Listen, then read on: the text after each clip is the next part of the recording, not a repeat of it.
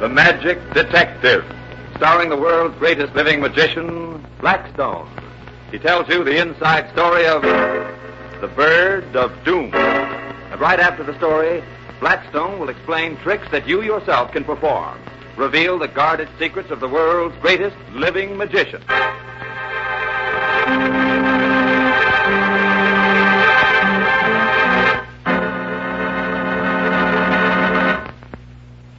And now, stand by for Blackstone, the Magic Detective. Alan, have you seen our new bird? Why, no, Rhoda. Oh, a canary.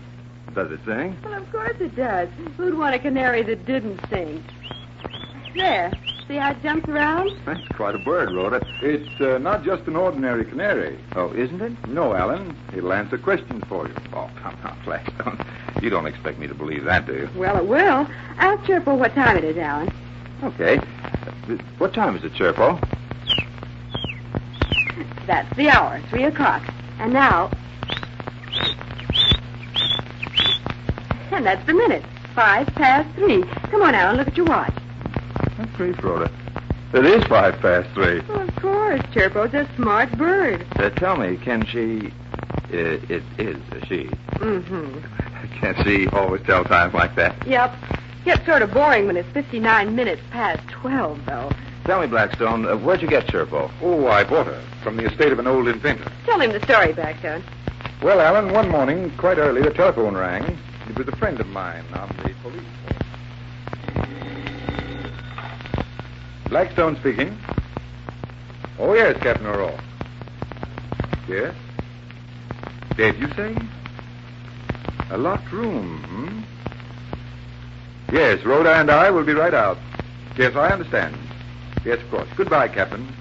Oh, Rhoda and I'll be right out where? Somebody dead, a locked room.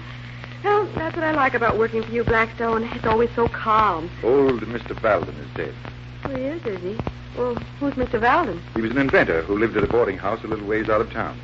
He was found dead this morning by his friend, Mark Sanderson. Did you know him? No.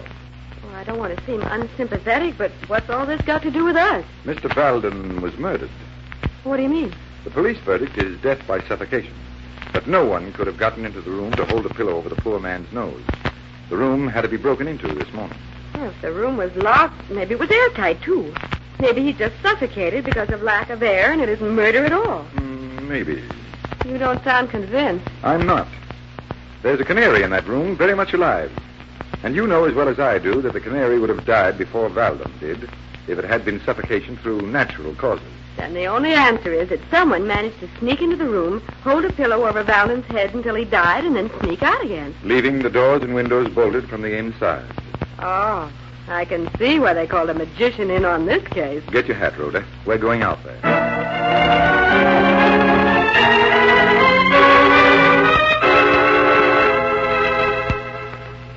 Gee, Blackstone, I'm sure glad you came out here. We got to find out what killed the poor old geezer. You're a friend of his? Just about the only one he had, poor old goat. He was a smart old guy, Valden was, but he'd had bad breaks. Didn't have a dime. He was an inventor, wasn't he? Yeah, that's what he called himself. But the old gink hadn't invented nothing worthwhile for a good long spell. I just looked after him because he was such a kind old bird. Well, this is his room. Or was, I guess I should say.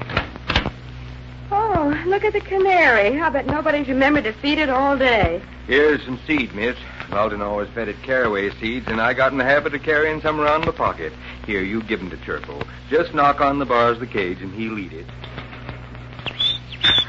Oh, he was hungry. Look how he's gobbling the seed. You, finding out anything, Mr. Blackstone? No, nothing yet. You know, them coppers said he died from suffocation, but I don't think so. Well, what do you think happened to him, then? Well, he was an old geezer, like I said before. He didn't have nothing to live for. All his folks was dead. The way I figure, he just plain got tired of living and give up. Suicide? Oh, no, nothing like that. His old ticker just give up. I'm beginning to think you're right, Sanderson. No one could possibly have gotten in here. He probably turned over onto his face, burying his head in his pillow in his sleep, and then got too weak to turn back. Yeah, something like that. Still, it's awful stuffy in here with the windows all shut up like this. But not stuffy enough, Rhoda. That canary is still alive. And birds of that type are much more susceptible than humans where bad air or poison gas is concerned. Look at that bird jumping around. Hey, Birdie, you want some seed? Give me some, Sanderson, will you? Thank you. You have to rap on the bars of the cage back so no Turbo won't eat. Oh, all right.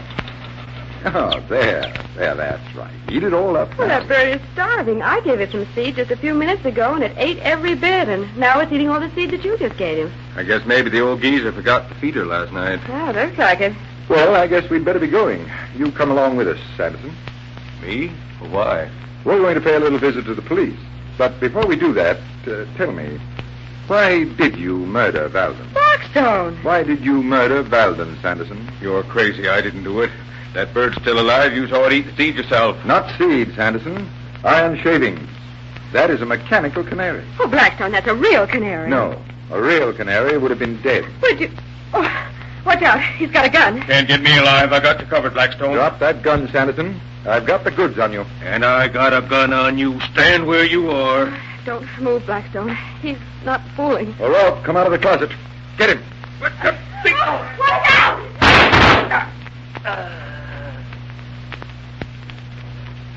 He's dead.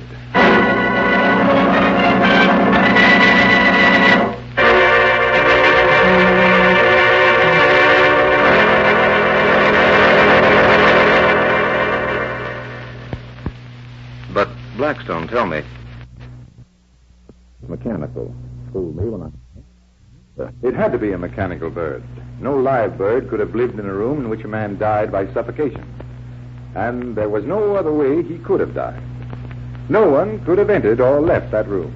But if no one could have entered or left, how did Sanderson get in to suffocate him? He didn't. It was all arranged beforehand. Sanderson had left a lot of dry ice in an open suitcase under Valden's bed. The ice used up all the oxygen in the room during the night and left no trace. But why did Sanderson kill his friend? For the bird. For a toy bird? That bird is no toy, Alan. I've seen other birds somewhat like it, but never anything as remarkable as Chirpo. You see, Chirpo was Valden's invention. And Chirpo is worth several $1,000s. One more thing. Sanderson gave you bird seed. Where did you get the shavings? They were in my pocket. I substituted them for the seed by sleight of hand. And so, another mystery was solved by magic. Right, Alan. And I see a new trick coming up. This time with a pack of cigarettes. You're right. Only this is something more than just a trick, Alan. Notice how I'm holding this pack? Why, you're holding it upright, and it's resting on the fingers of your left hand. Yes, and your hand is palm upward, so your fingers can hold the cigarette pack comfortably. Good. Now that everything is perfectly understood, watch what happens. We're watching. Holding the cigarette pack in my left hand, I placed my right above it. With my right hand, I make hypnotic passes. And what's supposed to happen? Wait a minute. Let's watch, Rhoda, and maybe we'll see. And in response to such hypnotic persuasion, a cigarette will magically rise. Alan, look. A cigarette is rising from that pack. It certainly is, Rhoda. But I'll bet it isn't hypnotism that's bringing it up. Then what is bringing it up? Well, I don't know. Only... And still the cigarette keeps rising from the pack. Slowly, steadily, majestically. It can't be magnetism. It can't be a string. It can't be... It's magic, Rhoda. Just magic. Say, that cigarette has risen to almost its full length. And now, at my silent command, it stops. With the fingers of my right hand, I take the cigarette and pass it for your inspection. And what about the pack? Can we examine that, too? Certainly, Rhoda. Here it is, with the rest of the cigarettes that it contains. Examine everything. Well, certainly nothing wrong with a cigarette. The pack is perfectly ordinary. Say, what did make that cigarette rise? I told you, Rhoda. Magic. And if you can't figure out a better answer, I'll be back in a few minutes to tell you more.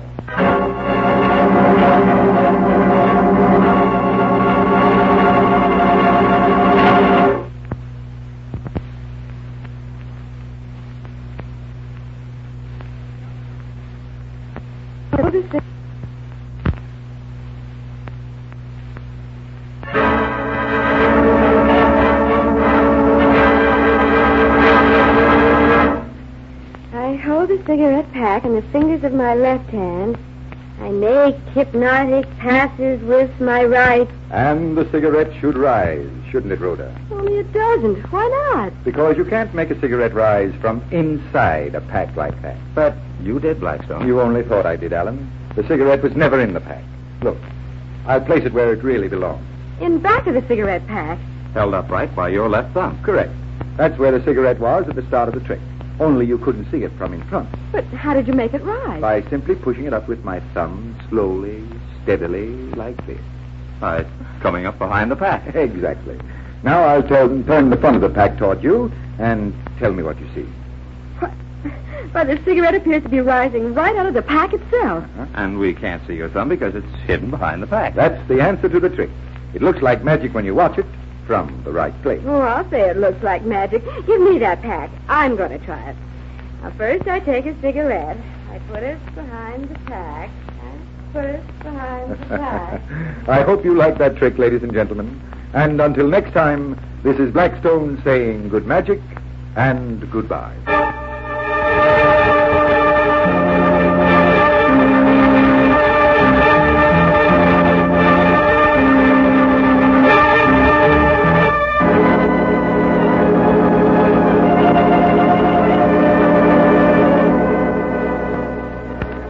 Be with us next time when the world's greatest living magician, Blackstone, tells us the story of the Phantom Detective and explains more tricks that you yourself can perform.